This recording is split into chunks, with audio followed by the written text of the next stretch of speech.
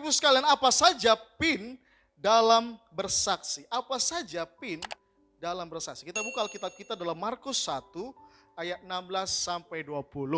Markus 1 ayat 16 sampai ayat 20. Saya mengajak kita membacanya secara bergantian. Bapak Ibu baca ayat 16. Bapak-bapak baca ayat 16, ayat 17 dibaca oleh ibu-ibu. 16 pria, 17 wanita, sampai selesai kita membacanya secara bergantian. Markus 1 ayat 16 sampai ayat 20. Pria terlebih dahulu, 2, 3, ya.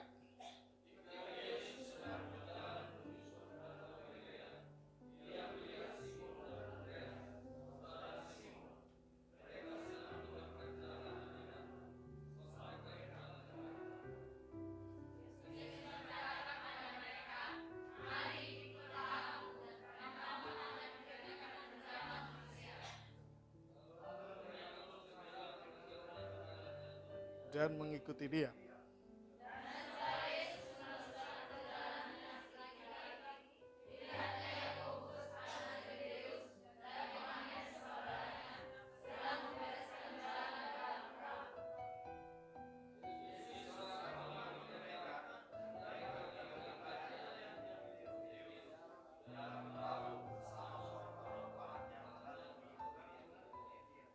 Bapak Ibu sekalian, apa alasan orang tidak mau bersaksi? Saya menemukan ada beberapa alasan mengapa orang Kristen walaupun sudah diselamatkan, walaupun sudah melayani, walaupun sudah mengalami baptisan Roh Kudus, mereka tidak mau bersaksi. Saya menemukan alasan pertama, karena mereka merasa bersaksi itu bukan tugas saya, bukan tugasnya. Orang ini berpikir bahwa bersaksi itu tugas pendeta, itu tugas hamba Tuhan, itu tugas aktivis, itu bukan tugas saya. Puji Tuhan saya masih beribadah, puji Tuhan saya bisa mengadakan ibadah rayon di rumah. Untuk bersaksi, saya bukan tugas saya, itu bukan tugas saya. Yang kedua, mengapa akhirnya orang tidak mau bersaksi? Karena orang itu kadang merasa saya tidak mau menggurui, saya tidak mau sok pintar, saya tidak mau sok benar. Oleh sebab itu dia tidak mau menggurui. Ngapain kita ngurusin hidup orang? Ngapain kita ngurusin mereka? Matilah sana. Setiap kita sudah punya agama masing-masing, setiap kita sudah punya keyakinan agama masing-masing. Sudahlah, tidak usah menggurui. Yang ketiga, mengapa akhirnya orang tidak mau bersaksi? Karena mereka ingin menjaga toleransi beragama.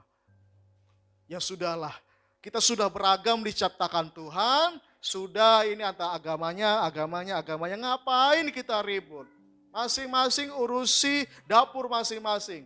Ngapain orang Kristen harus bersaksi? Nanti jadi dibilang kristenisasi, dibilang nanti mengadakan penginjilan yang menimbulkan keresahan masyarakat. Nanti gereja ditutup, nanti gereja juga yang susah. Sudahlah, jaga toleransi beragama. Kamu Islam, saya Kristen, kamu Hindu, kamu Buddha, saya Kristen, kita damai-damai saja. Akhirnya tidak mau bersaksi. Yang keempat, kenapa orang kadang-kadang tidak mau bersaksi? Karena mereka tidak punya pengetahuan. Apa yang mau saya bilang sama orang?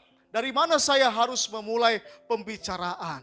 Bagaimana kalau ditanya hal-hal yang sulit? Bisakah saya jawab? Akhirnya orang ini tidak mau bersaksi. Bapak Ibu sekalian, saya percaya kalau kita dibilang bodoh, kita tersinggung. Adakah di antara kita yang bilang, bodoh, puji Tuhan, terima kasih. Bego, cocok sekali sama saya. Goblok, terima kasih Pak. Emang saya dari dulu begitu Pak. Goblok saya. Bapak Ibu sekalian, jemaat GBI Permata dilarang bodoh. Coba bilang sebelah kiri sebelah kanan, dilarang bodoh. Dilarang bodoh. Jangan seperti ada seseorang, dia punya sepeda motor baru yang cuma muat satu orang. Gak ada boncengannya. Kencang sekali. Suaranya itu seperti suara kucing. kencang sekali. Dan dia mau pamer sama orang. Oke, pamer saya. Pamer di tanjang jalan perumahan ini. Cepat deh. Cepat. Dia lewat angkot 130, dia lomba. Dia lewat mobil, dia lomba. Dia lihat di depan, oh ini mobil teman saya ini. Saya lompat. Sampai di samping pas di kaca sopir. Hei, tahu nggak kau motor ini? Yang pegang mobil, gak tahu. Jalan dia mobil. Disusul lagi sama sepeda motor. Wah, hei, tahu nggak kau sepeda motor ini? Tidak tahu. Lebih balap lagi. Yang sepeda motor lebih balap. Wah, balap-balap. Tahu nggak kau sepeda motor ini? Sampai mau nangis dia. Kenapa memang? Mana remnya? Nggak tahu dia remnya di mana. Dilarang bodoh. Bapak Ibu sekalian, mengapa akhirnya orang menolak kekristenan? Mereka tidak suka dengar Injil, mereka tidak suka sama orang Kristen. Alasan pertama akhirnya mengapa orang itu menolak Kristen, menolak diajak ke gereja, menolak ikut persekutuan, karena dosa. Karena dosa. Bapak Ibu jangan bangga tidak beribadah. Jangan bangga kita kalau ibadah hari Minggu kita di rumah. Ngapain saya ke gereja? Ngapain saya tidak beribadah? Hidupmu penuh dosa. Wajar engkau tidak butuh Tuhan karena terlalu gelap hidupmu. Dosalah yang membuat orang akhirnya buta akan kebenaran. Dosalah yang membuat orang akhirnya merasa benar sendiri. Dosa yang membuat orang jadi merasa pintar. Saya sudah tahu Alkitab. Saya sudah baca dari Kejadian sampai Wahyu. Saya sudah tahu itu semua. Tetapi dia tidak datang ke gereja. Dosa yang membuat. Engkau terlalu nyaman dengan dosamu. Engkau terlalu nyaman dengan kebiasaan buruk. Engkau terlalu nyaman dengan kelemahan-kelemahan. Dan akhirnya memaklumi. Memang saya begini dari dulu. Bagaimana saya mau berubah. Dari zaman opung saya sampai sekarang. Begini terus. Dosa. Kedua, Bapak Ibu sekalian, mengapa akhirnya orang itu menolak kekristenan? Karena dia melihat orang-orang Kristen munafik. Karena orang lihat saya dan kita-kita ini munafik. Aduh, kalau hari Minggu bajunya bagus. Kalau hari Minggu dia angkat tangan sembah Tuhan. Tapi hari Senin sampai hari Sabtu dia pukul istri. Dari hari Senin sampai Sabtu dia jualan timbangannya diacak-acak. Tapi hari Minggu dia beribadah. Akhirnya orang, aduh, munafik. Bapak Ibu sekalian, ketika Tuhan Yesus ada di bumi, setiap orang berdosa itu disambut. Pelacur, pemungut cukai, orang-orang yang berdosa dia ampuni. Tapi satu hal dia paling tentang, orang-orang yang munafik. Orang-orang yang merasa benar, yang mengira saya sudah Kristen, kamu itu tidak benar. Kamu tidak benar. Munafik. Muka nabi, pikiran. Yang ketiga, Bapak Ibu sekalian, mengapa akhirnya orang menolak kekristenan? Karena orang itu sudah kebal pada Injil. Bapak Ibu tentu tahu namanya imunisasi. Imunisasi itu adalah sel virus dimasukkan ke dalam tubuh kita, tetapi virus itu sudah lemah. Virus itu sudah lumpuh. Dimasukkan ke dalam tubuh kita dengan tujuan agar tubuh ini menyiapkan antibodi. Sehingga dia mengetahui, oh ada virus, kita serang sama-sama. Tubuh ini akhirnya, makanya orang diimunisasi biasanya demam kan. Karena tubuh sedang berperang di dalam. Sehingga ketika ada virus yang betulan datang, tubuh sudah siap. Oh ini kita sudah pernah lawan nih, tahu kita ini caranya. Dilawanlah virus itu. Nah maksud saya adalah begini, kadang orang itu mengatakan, saya sudah tahu. Sudah saya dengar itu. Karena yang ia dengar adalah Injil-Injil yang lemah. Injil-Injil yang sudah lumpuh. Sehingga kita dengar jadi kebal. tidak lagi terbuka akan Injil. Sebab belum pernah mendengar Injil yang murni. Injil yang asli. Akhir-akhir ini kita sedang ramai dengan satu virus corona. Beberapa gereja di Jakarta itu tutup, tidak ibadah. Karena panik dengan virus corona. Bapak Ibu sekalian, kita percaya bahwa kita tidak perlu takut. Amin. Jangan takut sama corona. Sebab ada satu virus yang lebih bahaya. Yang nomor satu itu dosa. Kalau corona cuma menular karena jabat tangan, karena bersin, karena air liur. Tapi dosa di pikiran kita saja bisa terjadi dosa. Gak perlu menular. Di pikiran kita bisa ada dosa. Gak perlu menular. Bapak Ibu di rumah sendirian, tidak ketemu orang, bisa berdosa. Ini lebih kejam virusnya. Corona hanya bisa menyebabkan kematian. Tapi dosa bisa menyebabkan kebinasaan. Masuk kita ke neraka. Kita tidak perlu takut dengan corona. Tapi kita harus jaga. Harus kita jaga. Tapi walaupun semoga dijauhkan Tuhan. Kalau kita kena corona memang kenapa? Kenapa rupanya kalau kena? Kan mati. Mati masuk. Puji Tuhan. Kalau kita percaya Kristus, mau mati ditabrak kereta api, mau ditabrak ambulans, mau ditabrak ojol, masuk surga juga. Mau kena corona, mati juga. Jadi tidak perlu takut. Yang penting jangan makan sembarangan, cuci tangan, dan lain sebagainya.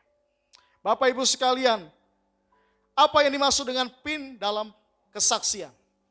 Yesus berkata kepada mereka, mari kita baca sama-sama, 2, 3, ya.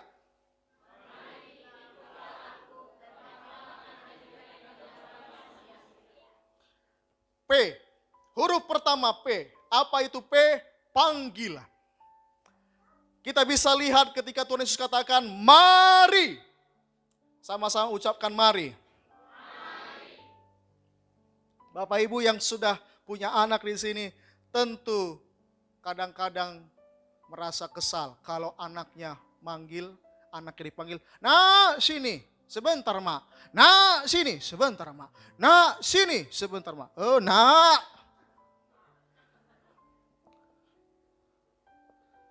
Kita kesal kalau kita manggil gak dijawab. Kita nunggu angkot, sudah capek setengah jam, lewat dia, padahal kosong. Kesal kita. Nah Bapak Ibu sekalian, yang memanggil kita itu bukan orang biasa-biasa. Yang memanggil kita itu bukan orang berdosa. Tetapi yang memanggil kita itu adalah yang maha suci. Yang maha kudus, yaitu Allah semesta alam. Yesus memanggil murid-muridnya, mari ikutlah aku. Dan saya percaya panggilan ini tetap berlaku sampai sekarang. Mari datang ke rumah Tuhan. Mari datang kepadaku semua yang letih, lesu, dan beban berat. Mari ikutlah aku. Tuhan Yesus sampai detik ini terus memanggil kita. Tugas kita hanya menjawab, ya Tuhan, aku datang. Ya Tuhan, aku mau. Ya Tuhan, ini aku. Jangan sampai panggilan itu berhenti. Jangan sampai akhirnya Tuhan tidak memanggil kita lagi. Panggilan terakhir. Tit, tit, tit, tit.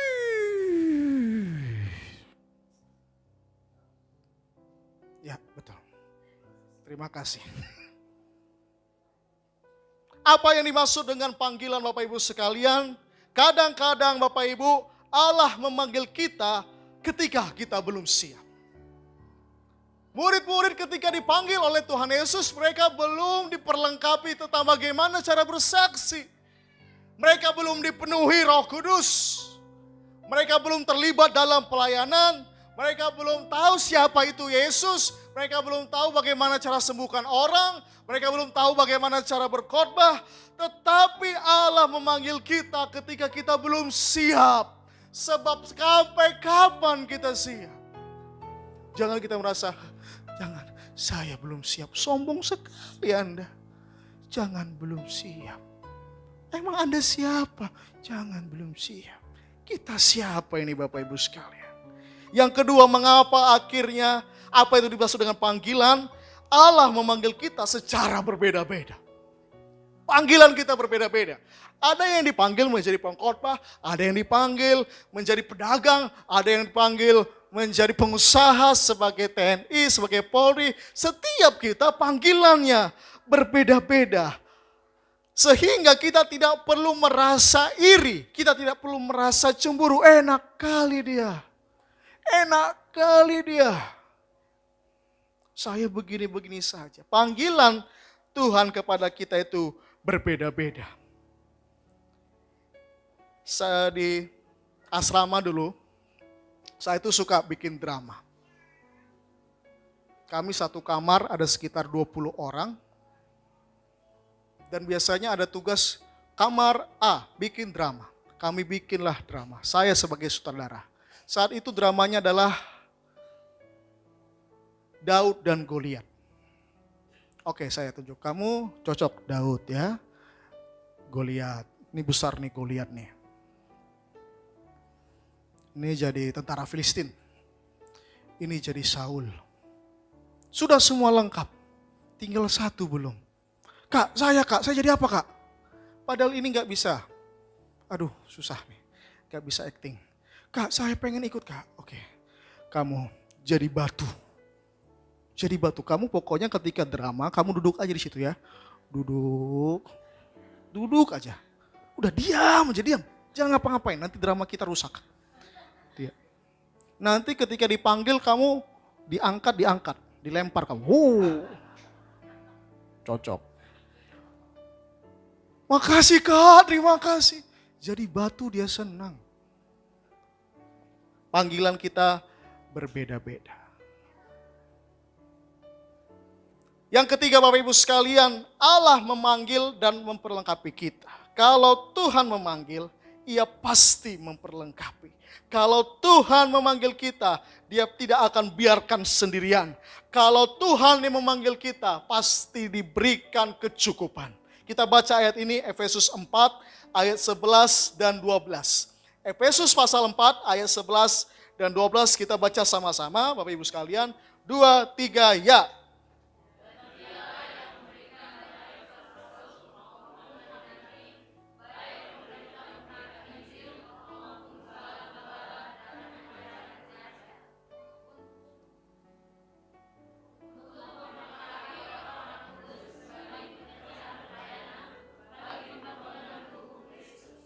Ada seorang anak muda, umur 8 tahun. Sejak kecil dia hidup sangat susah. Menderita, keluarganya miskin sekali, miskin. Sejak kecil dia tidak sekolah karena dia harus mencukupi kebutuhan keluarganya. Kadang dia membantu di sawah orang, kadang dia menjadi tukang sapu, kadang dia kerja di ladang orang. Satu kali ketika lagi berjalan-jalan, ada sebuah kereta kuda berjalan dengan cepat. Terlindaslah kaki anak ini. Patah. Dibawa ke dokter dan dokter bilang ini harus diamputasi. Harus dipotong karena sudah parah. Tapi anak ini menolak, jangan mak, jangan dipotong kakiku, jangan mak, jangan. Akhirnya mereka pulang ke rumah dan anak ini berdoa, Tuhan, kalau kakiku sembuh, aku akan menjadi pelayanmu. Dan anak itu bernama Nomensen. Karena dia respon kepada panggilan Tuhan. Nomensen akhirnya ketika umur 12 tahun, kakinya patah dan berdoa, Tuhan, kalau engkau sembuhkan aku akan memberitakan Injilmu. Dan kakinya sembuh. Dan sampai sekarang kita menerima buah dari pelayanannya. Rasul Apostel bagi orang Batak, Nomensen. Tuhan memanggil kita berbeda-beda. Mungkin Tuhan memanggil kita ketika kita sakit. Mungkin Tuhan memanggil kita ketika kita sedang mengalami masalah. Mungkin kita menghadapi hutang yang sangat menumpuk. Dengar panggilan Tuhan.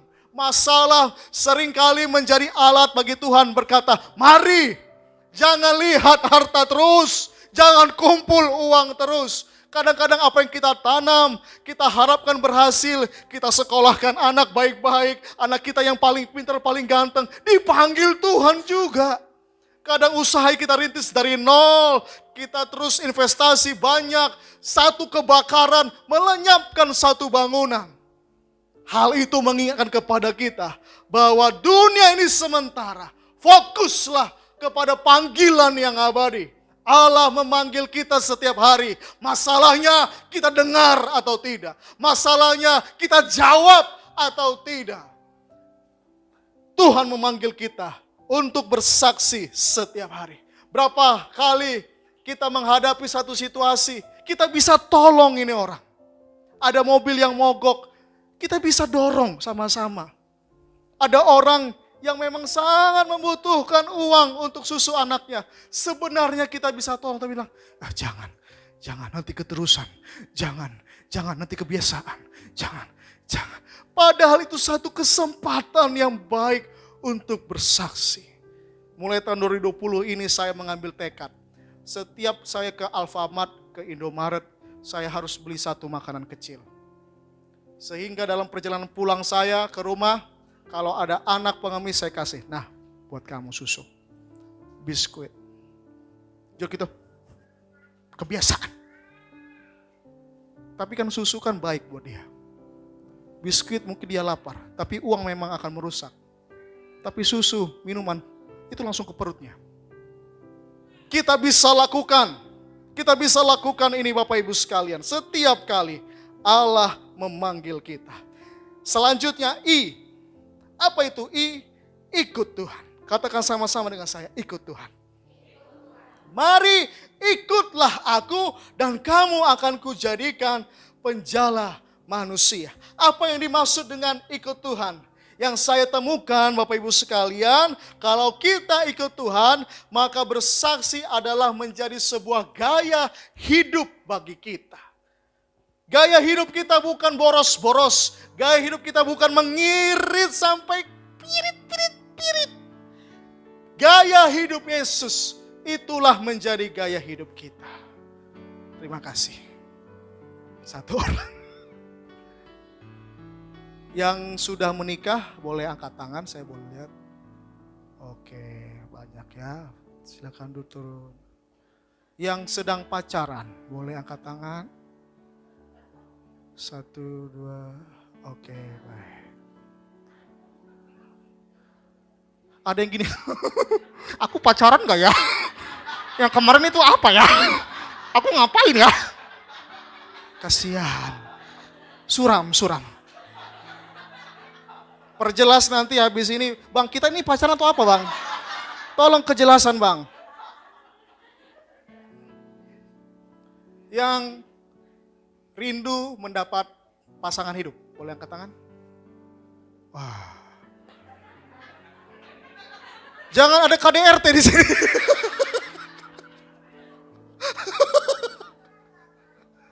Haleluya.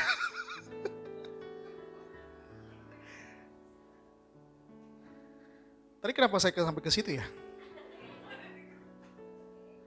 Gaya hidup ya. Bapak Ibu sekalian, kalau yang sudah menikah ya, yang sudah menikah di atas 20 tahun.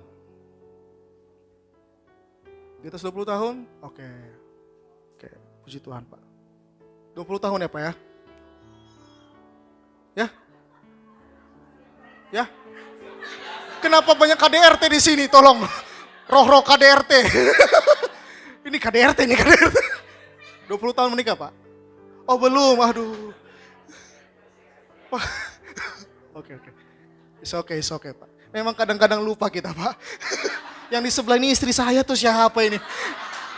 Siapa ini? Kok tidur sama saya ini? Yang lainnya. Yang 20 tahun menikah. Bapak tadi ya, berapa tahun Pak? 22. Berapa? Iya.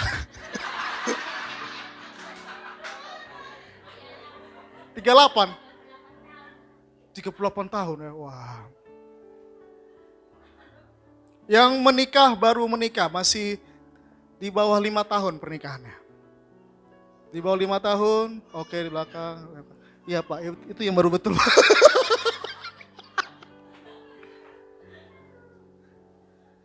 Saya tanya ibu-ibu yang masih punya suami ya. Atau dulu sempat punya suami tapi pergi. Ibu-ibu lihat suami kesal nggak?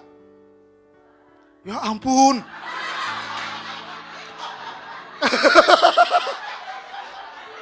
Oh Tuhan.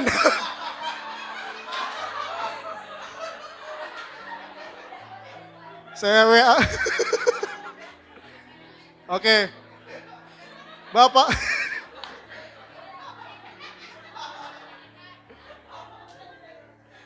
Bapak-bapak yang punya istri, menyesal nggak punya istri? Wah. Memang laki-laki itu suka gombal.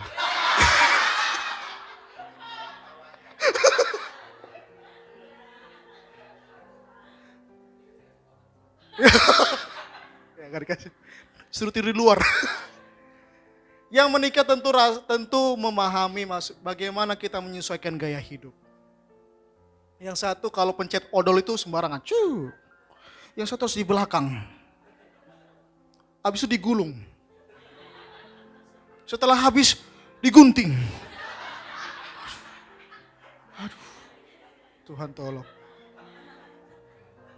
Yang satu kalau pakai baju kotor masukkan, ada baju kotor di meja makan, baju kotor di kursi, di meja.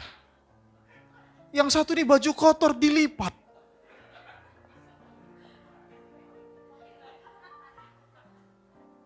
Itu mau dicuci tapi dilipat. Aduh. Susah menyesuaikan gaya hidup. Apalagi kalau tidur ya. Yang satu seperti mergacuk.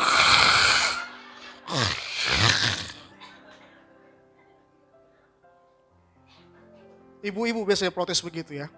Bapak suara ngorok. Padahal ibu-ibu gak tahu ngoroknya kayak apa. Ibu-ibu saya ada tips ya. Ini buat tips ibu-ibu ya. Kalau kesal sama suami. Tadi kan banyak yang kesal nih ya. Saya kasih tips lah. Kalau lagi kesal sama suami. Kalau tidur. Bangun ibu jam 2. Ibu lihat mukanya. Disiram ya ampun Tuhan. Ini kenapa?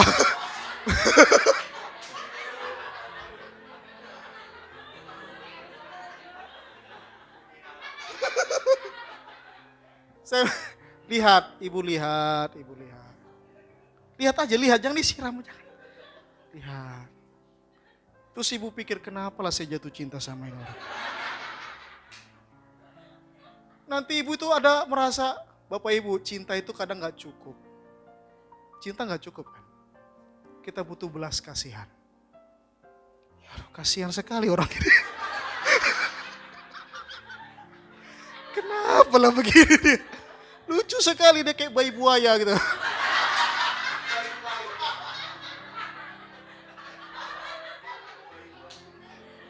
Yang di sesi 1 gak ada ini bayi buaya. Sesi 2 ada. Gaya hidup itu susah disesuaikan. Tapi kita bersyukur kita punya teladan. Kita punya teladan itu Yesus. Seandainya ada Yesus lagi di meja makan ini, apa yang dia lakukan? Seandainya Yesus ada ketika saya boncengan dengan pacar saya, apa pandangan dia terhadap saya? Ikutilah gaya hidup Yesus. Yang kedua Bapak Ibu sekalian, bersaksi itu membutuhkan teladan. Satu teladan itu lebih penting, lebih berharga daripada 1000 kata-kata.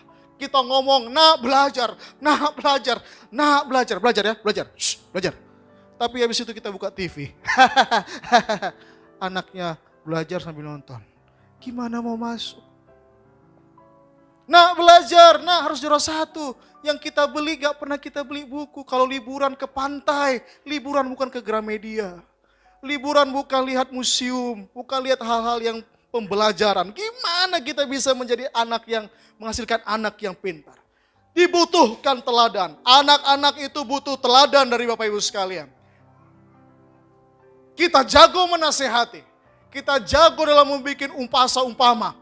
Kita jago dalam mandok hata. Tetapi apakah kita sudah jago memberikan teladan? Sudah jago kita memberikan contoh. Nah, ikut Bapak. Kadang-kadang kan bahasanya beda. Nah, jangan ikut Bapak ya. Jangan ikut Bapak. Bagaimana bisa hancur kita? Ikut teladanku.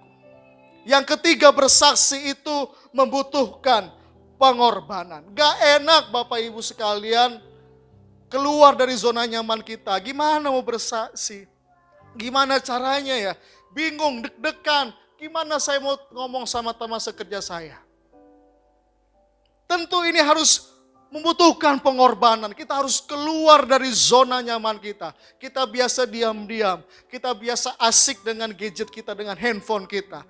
Ada orang di sekitar kita tidak terbiasa untuk menghasilkan sesuatu.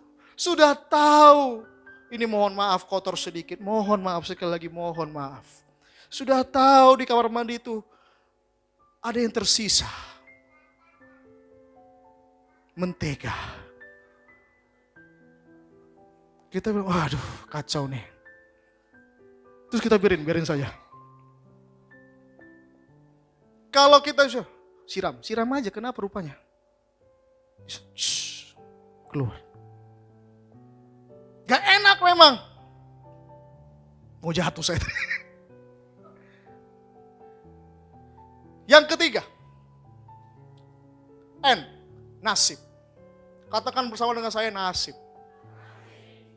Ngomongnya harus tegas, nasib. Jangan, nasib. Iya. Yesus berkata kepada mereka, mari ikutlah aku dan kamu akan kujadikan penjala manusia. Kamu akan kujadikan penjala manusia. Mereka tadinya itu nelayan. Nelayan itu adalah profesi yang rendah saat itu. Kerjanya kasar. Mereka pergi malam, pulang pagi. Yang dia lihat ikan terus. Namun ketika Yesus masuk ke dalam kehidupan mereka, ketika mereka respon terhadap panggilan Tuhan, ketika mereka ikut Tuhan, apa yang terjadi? Nasib mereka berubah. Mereka hanya nelayan-nelayan biasa. Siapa yang kenal dengan Petrus? Siapa yang kenal dengan Yakobus, Yohanes, Andreas? Siapa yang kenal dengan mereka? Ada salah satu murid Tuhan Yesus namanya Matius. Dia adalah pemungut cukai. Tetapi ketika dia ikut Yesus, hidupnya berubah. Zakeus, orang pendek, dia pemungut cukai, sangat serakah. Namun ketika Tuhan Yesus hadir, ketika dia respon panggilan Tuhan, ketika dia ikut Tuhan, nasibnya berubah. Bapak Ibu sekalian, tidak ada rahasia selain ini. Kalau kita mau nasib berubah, ikut Tuhan Yesus. Ikut Tuhan Yesus. Jangan dibalik. Bapak pendeta, tunggu saya ubah nasib saya. Tunggu anak-anak saya besar. Tunggu cicilan rumah ini selesai. Tunggu saya dapat poin 10 dari Grab, dari Gojek. Baru saya berdoa. Baru saya ikut pelayanan. Bapak Ibu sekalian, tidak ada yang bisa mengubah nasib kita selain Tuhan. Kalau kita datang kepada Tuhan, pencipta kita, Tuhan bisa mengubah nasib. Dari pelacur bisa menjadi pemberita Injil. Dari pemungut cukai menjadi hamba Tuhan. Dari orang-orang buangan menjadi orang-orang pilihan. Dari orang yang ditolak tapi menjadi raja-raja.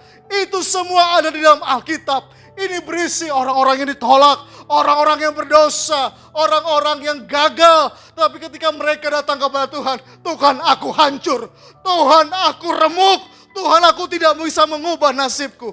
Mereka datang ke Tuhan dan nasib mereka berubah. Tidak ada cara lain Bapak Ibu sekalian. Kalau engkau mau nasibmu berubah, melayani Tuhan. Kalau kita mau nasib kita berubah, berikan yang terbaik kepada Tuhan. Tuhan tidak pernah berhutang. Tuhan tidak pernah menghitung-hitung berkatnya. Dia kasih dan tidak hitung. Satu ya udah, jangan minta-minta lagi. Semua dia limpahkan kepada kita.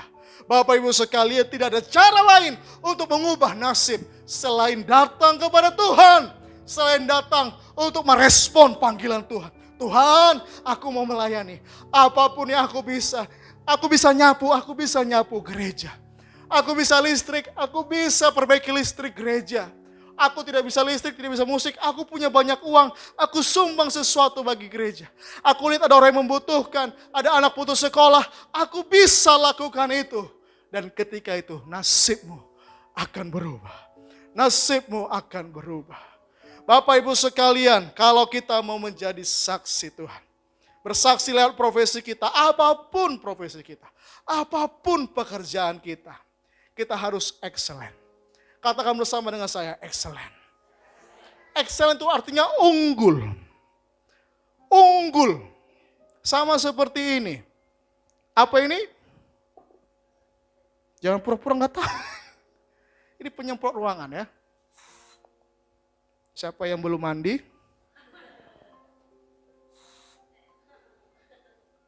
Wangi? Wangi yang kecil ya. Alkitab katakan, kehidupan orang percaya itu bisa menghasilkan wewangian. Kalau dia sesuai dengan Tuhan menjadi wewangi yang wangi. Tapi kalau tidak sesuai, busuk. Seperti yang kita keluarkan tiap pagi itu. Pret.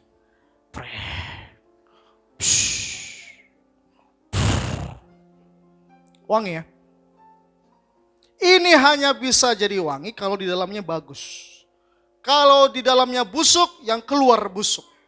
Kalau di dalamnya basi, yang keluar basi. Kalau di dalamnya najis, keluar najis. Bagaimana agar kita excellent? Kita harus unggul. Kita harus perbaiki hidup kita. Apapun profesi kita, jadi yang terbaik. Orang akan lihat, ini orang kepercayaan. Usaha ini gak bisa berhasil kalau bukan dia. Kita buka dagangan, kita tidak main curang, kita lurus-lurus saja, kita berikan yang terbaik. Kita layani customer dengan excellent service. Dengan demikian kita menjadi saksi. Bagaimana caranya? Kita harus maksimal. Katakan bersama-sama maksimal. Kalau kita bisa dapat 100, kalau kita bisa dapat A, kalau kita bisa dapat 1 juta, kenapa mau cuma dapat 1000? Kenapa cuma bertahan di 60, 70? Kenapa cuma C dan B saja? Padahal kita bisa A. Bapak Ibu sekalian, Bapak Ibu yang pernah naik pesawat pasti tahu ya. Kalau kita ke bandara, pesawatnya berangkat jam 7, jam berapa kita harus ada di bandara? Jam 5. Sudah ada di bandara ya? Berangkat dari Tanjung Anom? Jam berapa? Jam 7 pesawat ini. Jam berapa kita berangkat dari Tanjung Anom tercinta ini? Jam 4? Jam 4 ya, oke, jam 4. Supaya tidak terlambat. Kenapa ke gereja gak seperti itu? Ini pesawat, karena kita takut ditinggal. Takut, sudah buat 1 juta ditinggal. Kenapa di gereja kita gak bisa seperti itu? Karena kita merasa, ini kan bisa. Ini saya maksud kenapa kita tidak maksimal. Kita bisa memberikan yang terbaik, kita bisa memberikan yang excellent, tapi kita nggak mau. Tidak maksimal. Kita tidak akan bisa menjadi saksi dalam pekerjaan kita. Kalau dilihat, ya dia yang suka bolos. Aduh, dia yang suka curi barang. Ya, dia yang suka kasih rekomendasi yang buruk. Ya, dia cara mengajarnya paling membosankan. Ya, dia itu nilainya yang paling ancur. Padahal pelayan di gereja. Maksimal. Dengan demikian kita menjadi saksi dalam profesi kita.